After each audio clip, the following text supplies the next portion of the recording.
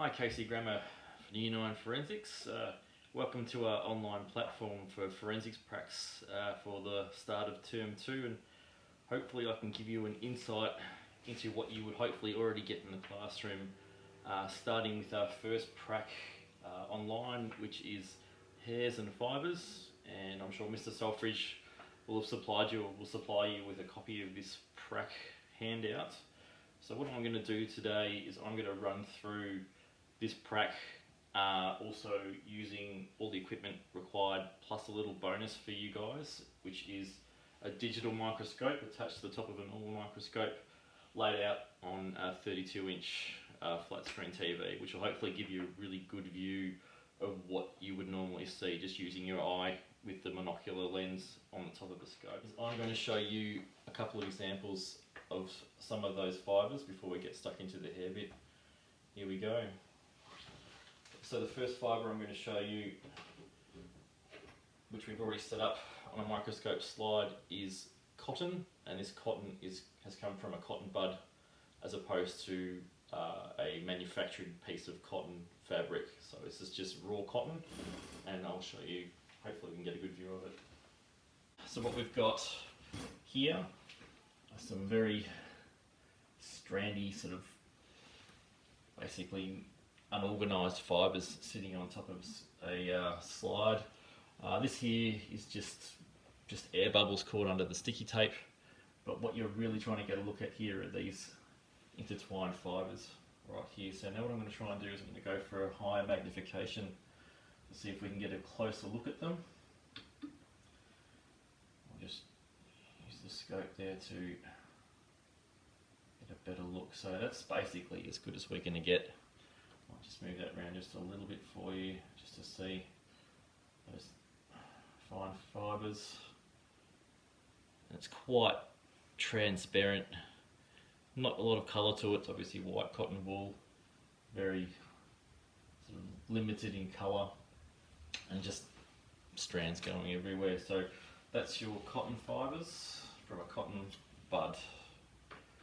Okay, so the next one I'm going to show you is a cut piece of polyester fabric. So it's a black fabric, and we'll just see what we can see, starting from the lowest magnification, which makes it easier for you guys to actually find what you're looking for. Always best to start on the lowest magnification until we can get to what we want to see, and then go deeper in terms of how far we want to go and how far we can see under high magnification.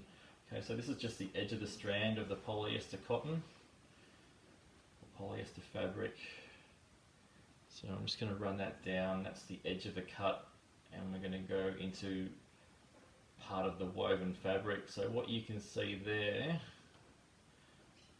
is literally the fibres woven together. So that's single strands of cotton woven and stitched.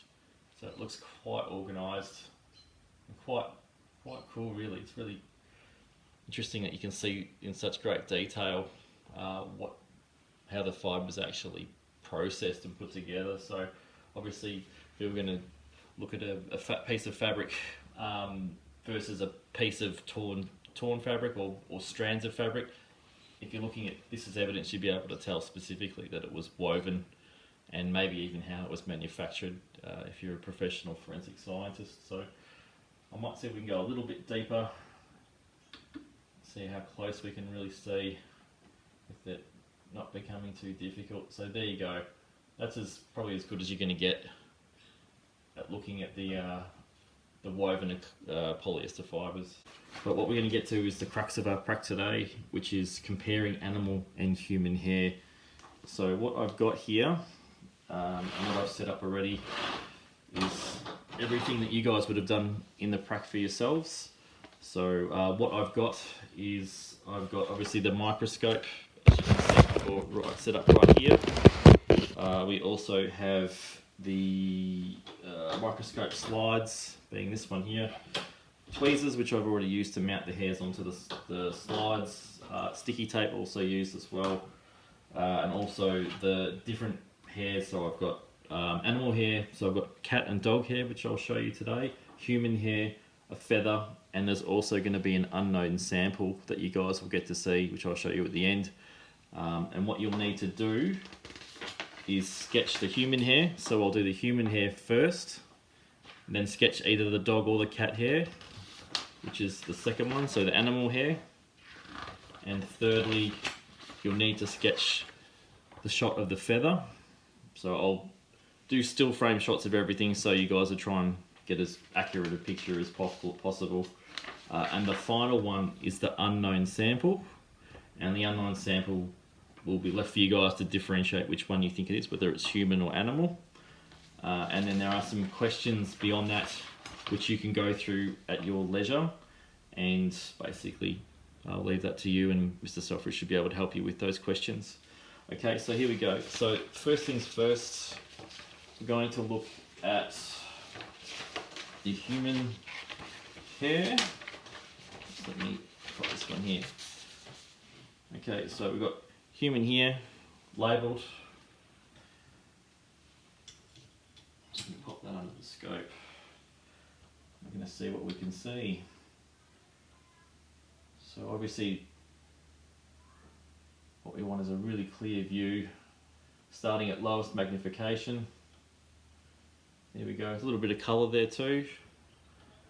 That's what we want to see, but to get a better view, see if we can go a little deeper. So we're going to go to the next length of magnification, which is 100 times, we're just on 40. Here we go, that's looking a little better. You can actually see some pretty cool detail in that hair. So in particular, the hair is actually slightly transparent. You can also see that it is got a tinge of brown to it. So we're looking at possibly the hair from a brunette. May not necessarily be the exact colour that you might see physically, so there'll be other tests that could differentiate the exact hair colour. But what you are seeing here, which is really, really cool detail of all of these little sort of cracks that look like cracks in the hair, they're in fact scales or folded scales that you might have seen in the first picture. First picture of the merino wool has a similar kind of look to it. There you go, that's a really good example of a human hair under a scope, and I'll leave you guys to sketch that picture and as great a detail as you can. It's as good as we'll get, and probably even better than what you might see without the digital scope. So we'll move on to the next one. Okay, the next one is cat hair. See if you can have a look and just see a little bit more in terms of the difference in what it actually looks like. So let me get some focus and get to the hair for you. Okay, here we go. Have a look at that. That looks particularly, so there's a couple of hairs folded over each other. So to the naked eye it just looks like hair, but under a scope you can see it looks particularly different. Now this stuff certainly looks a little bit thicker to me. To the naked eye you probably wouldn't have been able to tell. So thick that the light really struggles to actually pass through it. Let's see if I can open it up as bright as I can. Got a little bit of transparency around the outside, a little bit there. See if we can go a little deeper with a higher magnification and see if I can find that hair again. You see, it's actually very hard to see the detail in that hair on this scope. So what we really are looking for here, unfortunately you're not going to be able to see it with the scope of this magnification, is thicker, coarse, much coarser structures on the hair, being an animal hair. So, but the difference is you can distinctly see that the human hair probably looks a lot thinner and a lot weaker than the animal hair. So I'm going to just fix that on a position for you there, just to get as good a view as you can. So there you go, that's your cat hair.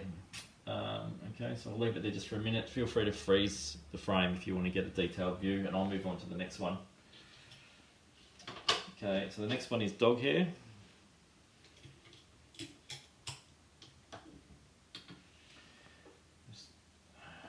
ourselves a nice little picture, what we want to see. Okay, so that's actually pretty cool. Okay, so what we're seeing there is obviously two hairs folded over each other. Now what I didn't point out before, which is actually what this transparency around the outside, that's actually air that's been caught under the sticky tape that's just surrounding the hair, so it's actually not part of the hair fibre at all. So we're going to move a little bit closer again. Now, very dark this hair is again, very much thicker than the human hair which we viewed before.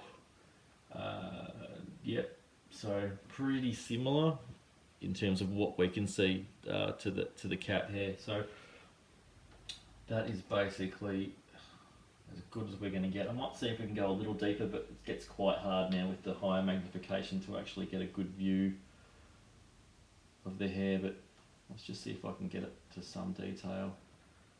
Yeah, okay, it's a shame because we could actually get a little bit tighter, but it's literally that slide is right up against the lens on the scope, so it won't actually go any closer. Unfortunately, it's a real shame because you could actually see a little bit of colour there, but that's as good as we're going to get. Unfortunately, yeah, not great. So a bit better off to sketch the magnification before this, but it's a nice little attempt to try and get there. It's a little bit of brown along here, so you can actually see some form of colour, but still, yeah, not really what we want to see. So getting back to where we were, that's the sketch you need to make, so pretty similar to the cat hair. So alright, so we'll move along to the other natural animal fibre, and that is, what you can see there, is a little feather. So we'll get that one on there, and you'll need to sketch this one as well. Just going to move out so we can get a good shot of what we can see there. So there you go. So that is a single little strand of a bird feather. I'll move it along just a little bit to see if you can see a little bit further, and then we'll freeze it so you can get a shot of it. So that is leading out towards the end of one of the little fibres. So it basically just looks very similar to a single feather, obviously a little bit less detail. That's the tip there. That's the end of the sticky tape holding it down. Yeah, more air bubbles. So we're going to move that back. I'll get you a bit of a more detailed shot of one of the thicker parts of the feather. So there you go. So that's one. I might just move it around. You can see there's quite a few there, all kind of evenly splayed out next to each other.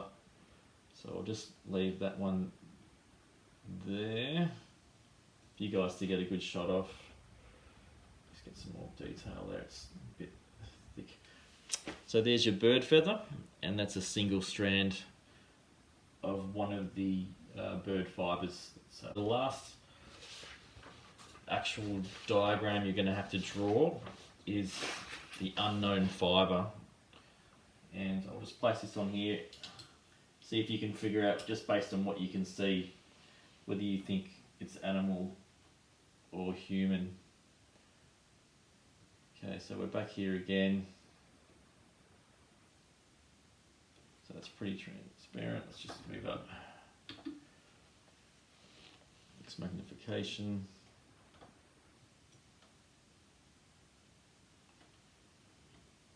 There you go. So that's the unknown. Alright guys, so feel free to freeze that one too for your unknown drawing. Okay, so that is all of the samples that you need to view, and that's it for the scope end. And basically do your drawings, get that sorted, and then answer the questions in the next part of the booklet. Any questions, just direct them towards Mr. Selfridge, and thanks for looking at the video today, and hopefully you've gotten something out of it, and hopefully you've enjoyed the big screen experience versus the single lens view down the scope today. Alright, thanks, I'll catch you next time.